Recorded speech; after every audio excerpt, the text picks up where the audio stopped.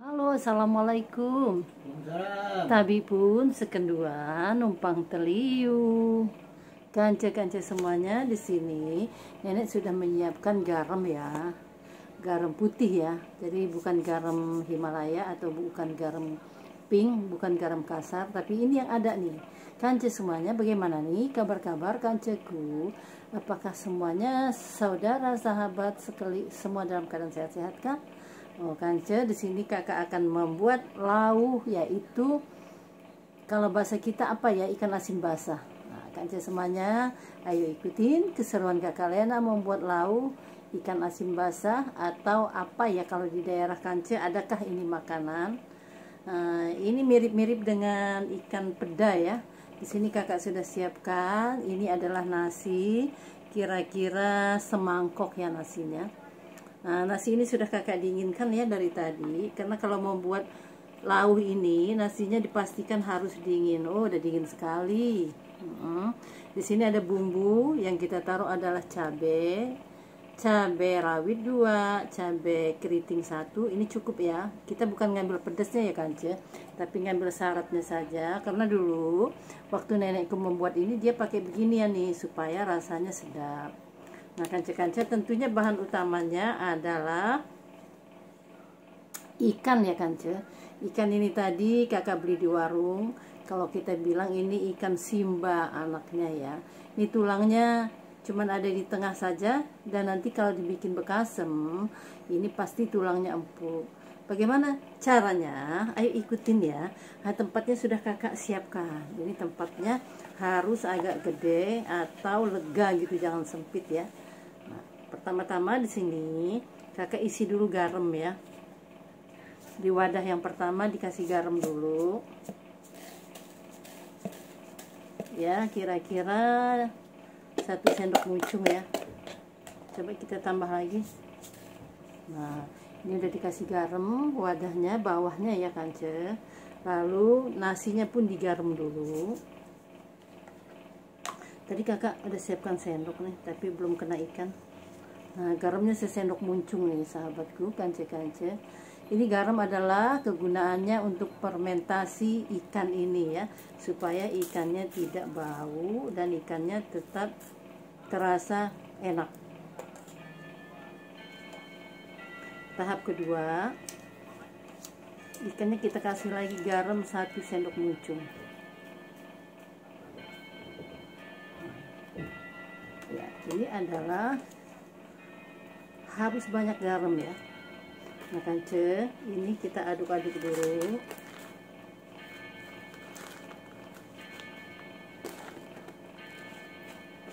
Diaduk-aduk nasi beserta garam ya, supaya asinnya merata. Kalau kira-kira kurang kita tambah, karena yang bawah tadi belum kena garam ya. Oh ya kanca, apakah ini ada di daerah kancaku? Kalau ada, coba tolong kira-kira sama nggak cara membuatnya ya. Soalnya ada juga saudaraku yang membuatnya ini pakai beras, tapi berasnya katanya disangrai dulu. Baiklah kanca, ini ikannya kita aduk ya. Aduk ke garam, ke nasi. Kok ke garam? Maksudnya ikan yang sudah digaram diaduk ke nasi. Ya, kita mulai. Di sini kita aur-aur nasi juga. Nah, ikan. Nah, jadi menyatu ya, ikan sama garam dan nasi. Bikin lagi. Ya. Ini harus asin ya, sahabat. Kalau nggak asin nanti kurang sedap. Kita tambah garam ya, nggak apa-apa asin, soalnya ini asin adalah garam adalah untuk pengawet ya. Bismillahirrahmanirrahim. Dilapisi dengan nasi ya. Seterusnya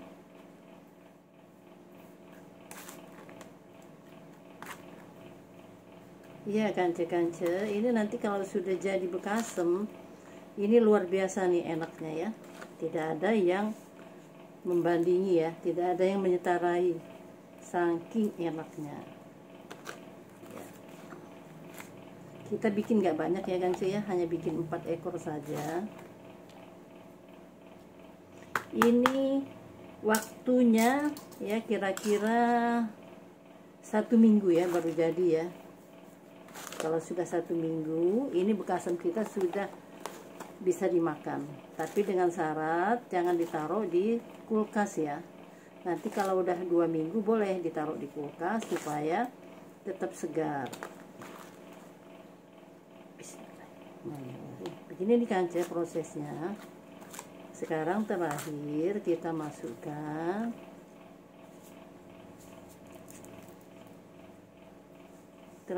masukkan nasinya ya yang masih ada. Nah ini kan sudah hampir selesai Kance. Kita masukkan juga cabainya. Cabai ini juga kakak nggak ngerti ya kegunaannya apa ya, tapi kita masukin aja.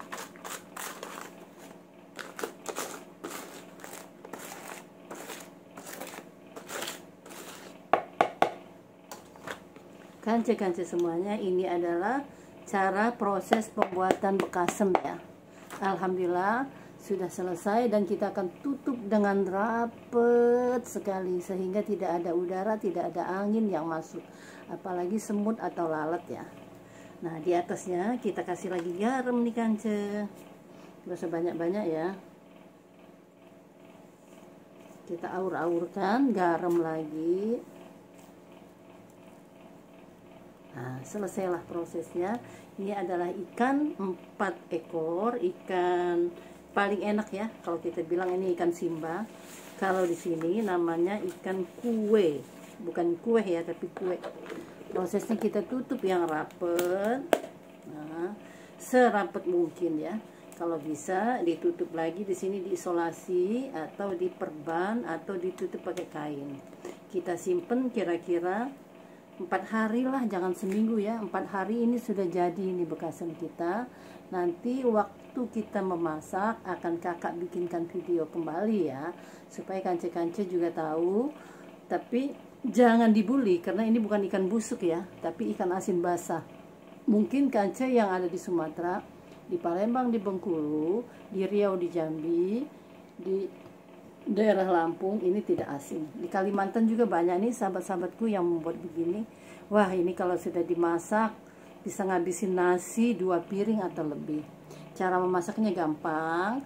Kita tumis dulu bawang merah bawang putih yang banyak, kasih serai, kasih jahe juga. Setelah wangi, minyak tadi ya, ada bawang merah bawang putih, ada jahenya, ada serainya.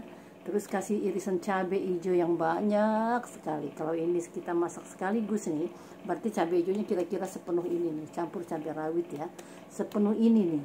Karena cabai hijau itu nggak pedes ya, boleh campur rawit yang doyan pedes ya.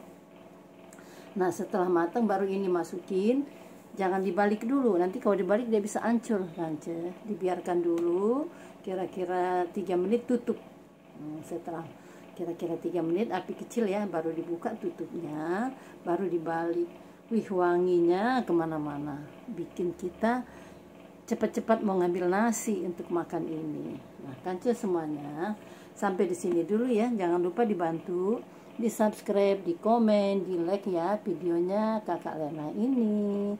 Terima kasih. Tabi pun. Wassalamualaikum. Oh ya Kance, kakak tambahin lagi nanti kapan-kapan kita bikin ikan yang besar ya. Contohnya ikan sungai atau ikan kali, ikan baung, ikan haruan ya. Kita bilang sih bukan haruan tapi ikan baung ya. Ikan gabus. Nah, ini ikan gabus, ikan sungai paling mantep nih. Apalagi kalau ikan belida, ikan apalagi jelabat, paling mantep.